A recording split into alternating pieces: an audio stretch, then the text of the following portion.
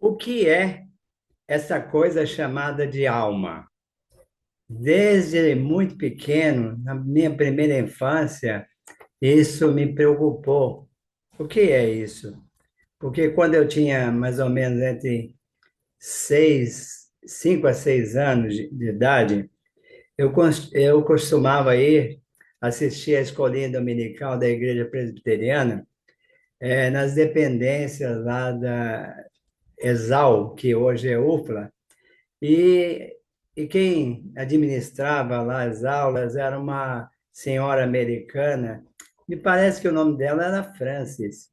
E ela ainda tinha aquele sotaque americano ou inglês carregado, né? E eu muitas vezes não entendia bem o que que ela falava, eu era muito pequeno ainda. Mas ela ensinava a gente os cânticos, as historinhas da Bíblia sobre Jonas, Sansão, Davi, enfim, vários, né? Um certo dia, ela estava ensinando alguns cânticos ou hinos, né? E um dos hinos falava sobre a alma. E o tema dele é Santa Harmonia. Ela estava dizendo, cantando, Santa Harmonia, canta melodias. E continuou cantando, não me lembro. Eu não entendia, porque ela falava tudo enrolado. Eu comecei a rir. Aí ela parou e veio e falou para mim assim: Olha, não pode rir, não é para rir, isso é para nossa alma. Aí eu fiquei sem graça, mas aquilo ficou na minha cabeça, né? O que que ela quis dizer com isso? Que ela estava cantando para nossa alma, incluindo a minha, é claro, né? Então passou-se o tempo, né? Os anos, e aí muita coisa foi acontecendo, as pessoas continuaram a falar alguma coisa sobre a alma, né? Como, por exemplo, almas penadas, é, que as almas das pessoas podiam ir para o inferno, outras iam para o céu, até orava-se para Deus levar as almas para o céu, acendiam velas em prol das almas, enfim, muita coisa relacionada com as almas, né? E aí, aos 19 anos, eu fui convocado para o serviço militar e era tiro de guerra em Lavras. Aí, no tiro de guerra, tinha que estudar a nomenclatura das armas, né? Fuzil, granada, etc. E o fuzil tinha um cano, por dentro dele tinha aquela parte raiada, e diz que aquele vácuo, aquele vazio, era a alma. Não, mas até o cano, o fuzil tem alma. Então, eu fiquei com aquilo na cabeça, né? Muito tempo sem entender bem o que na realidade era alma, né?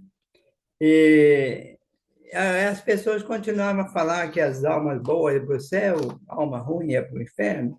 Eu não entendia nada, né? Mas quando eu estava no ano que completava 25 anos de idade, então eu tinha ainda essas perguntas, né?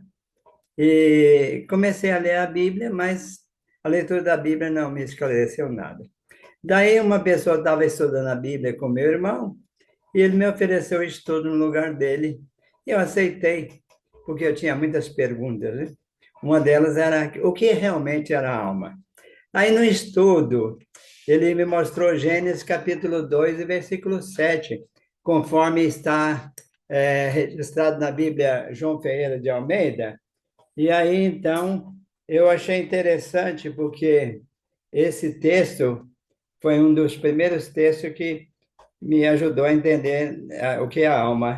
O versículo 7 diz assim, na Bíblia Almeida: E formou o Senhor Deus o homem do pó da terra, e soprou em seus narizes o fôlego da vida, e o homem foi feito alma vivente, ou se tornou alma vivente, conforme algumas traduções.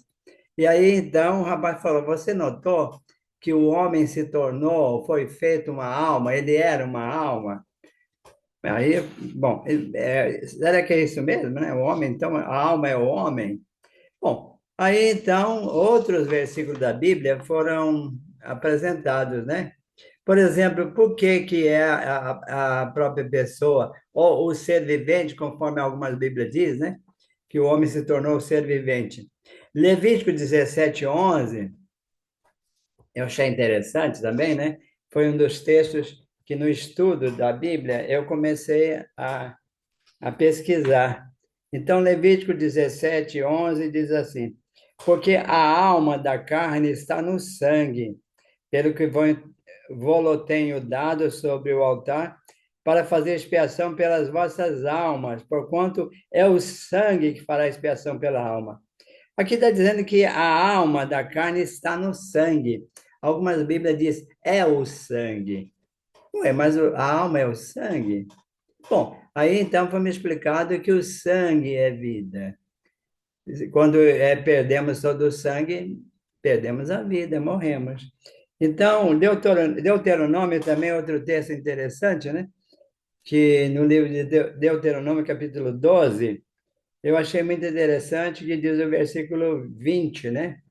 Quando o Senhor Deus dilatar os teus termos, como disse, disseram, comerei carne, porque a tua alma tem desejo de comer carne, conforme todo desejo da tua alma comerás a carne. Mas se a alma tem desejo de comer carne, e a alma come carne, então o que come carne é a própria pessoa. E essas coisas comecei, então, a meditar nisso, né? Que realmente é isso, né? É, olha que interessante, né? Esse texto é bem esclarecedor, né? Então, também o versículo 23 de Deuteronômio diz que não devemos comer a carne junto com o seu sangue ou a sua alma, porque diz que o sangue representa a alma ou a vida. Então, nesse caso aí, alma é a mesma coisa que vida. Ezequiel 18:4, eu aprendi que o texto diz assim, as almas, todas as almas são minhas, do Pai e do Filho, né? E a alma que pecar, essa é que morrerá. Então, ele diz a Bíblia que a alma morre. Tiago 5:20, outro texto também que na época foi me pedido para ler e entender, que lá diz que aquele que fizer um pecador voltar do caminho errado, né? Salvará sua alma da morte.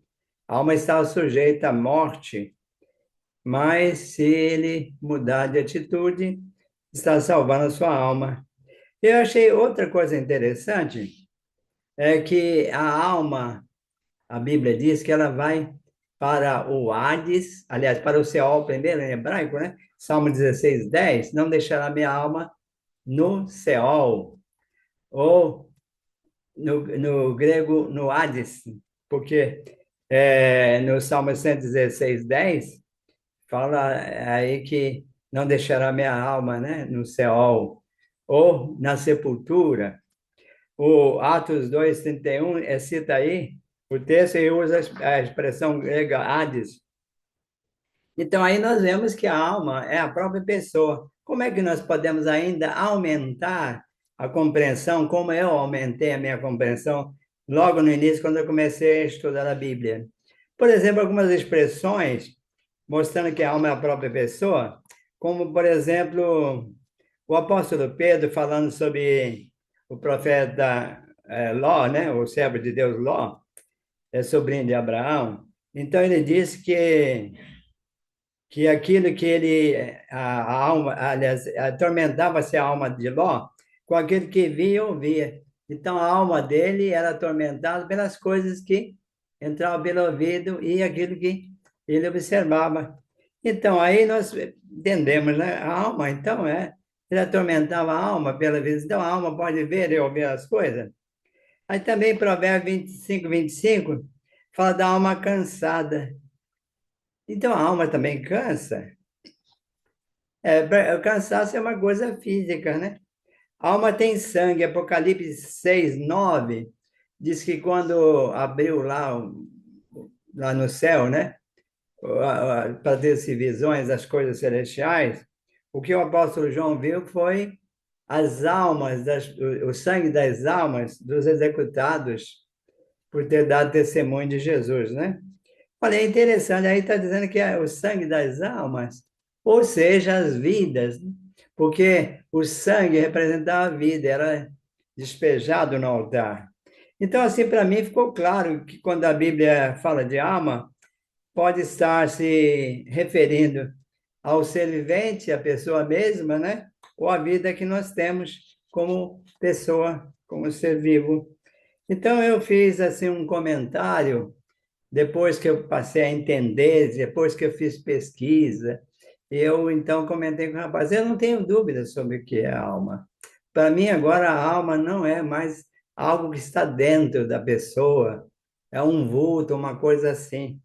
É como as pessoas dizem que viu uma alma, ou viu um vulto, que deve ser alma de pessoas aí que estão vagando. Não, não, eu entendi que não é isso, né? Mas aí eu perguntei para o rapaz, mas se é assim tão claro como ficou para mim, por que será que as pessoas que são tão inteligentes, tão culto, elas não entendem assim como agora eu estou entendendo, como você entende e como outros também entendem? Aí ele falou assim, por dois motivos. Primeiro, pela tradição. As pessoas não querem mudar o seu conceito. Elas chegam até a dizer assim: ah, eu nasci assim, nessa religião, entendendo assim, e morro assim. Então, a tradição para eles é mais importante. E outra razão que foi comentado é que as pessoas, elas, podemos dizer assim, a mente delas ficou encardida com os ensinos falsos. Então, esses ensinos falsos encardiam a mente da pessoa, sujou a mente da pessoa. Aí o rapaz ainda fez uma ilustração assim. Imagina um lençol muito puro, branco, branco puro, limpo. Mas se você encardir ele, jogando ele em lugar sujo, deixando ele encardir, e aí para tirar aquele encardido dele? É complicado, né? Pode ser até que consiga, mas se é uma coisa muito rara conseguir fazer ele retornar, né? Aquela pureza, aquela brancura. Assim é a mente das pessoas, depois de encardidas com ideias falsas, né? Superstições e mentiras religiosas, aí é complicado. Mas Deus é capaz de fazer isso, né? Então, por isso que a gente confia, tentando ajudar as pessoas. É bom, né, que a gente pode fazer isso ainda, ajudar muitas pessoas a desencardir a mente delas